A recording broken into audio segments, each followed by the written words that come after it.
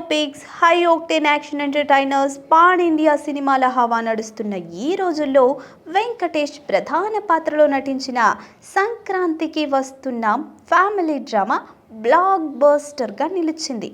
ఈ సినిమా తెలుగు ప్రాంతీయ సినిమాల్లో తొలిసారిగా 300 కోట్ల రూపాయల మార్కును దాటేసి ఈ ఘనత సాధించిన తొలి చిత్రంగా నిలిచింది.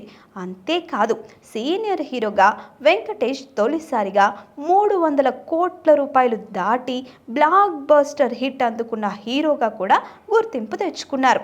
సంక్రాంతికి వస్తున్నాం థియేటర్లలో ఘన విజయం సాధించి ఇప్పుడు ఓటీటీలో కూడా కొత్త రికార్డులు సృష్టిస్తోంది. ఈ సినిమా థియేటర్లలో అద్భుతమైన విజయాన్ని అందుకున్న తర్వాత జీ5లో మార్చి 1న రిలీజ్ అయి మరో ఘనత సాధించింది.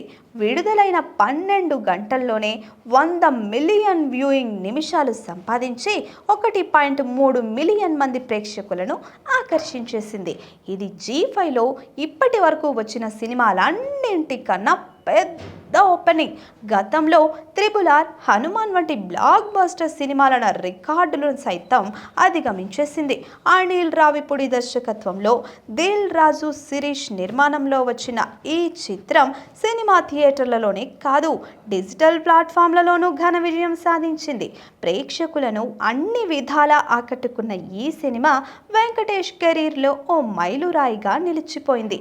థియేటర్లలోనూ ఓటీటీలలోనూ దుమ్ము దులిపిన సంక్రాంతికి వస్తున్నాం ఇప్పుడొక డ్యూయల్ ఫార్మాట్ హిట్ గా రికార్డుల మీద రికార్డులు క్రియేట్ చేస్తోంది. Please subscribe to the channel and download the Politicos app from the links in the description.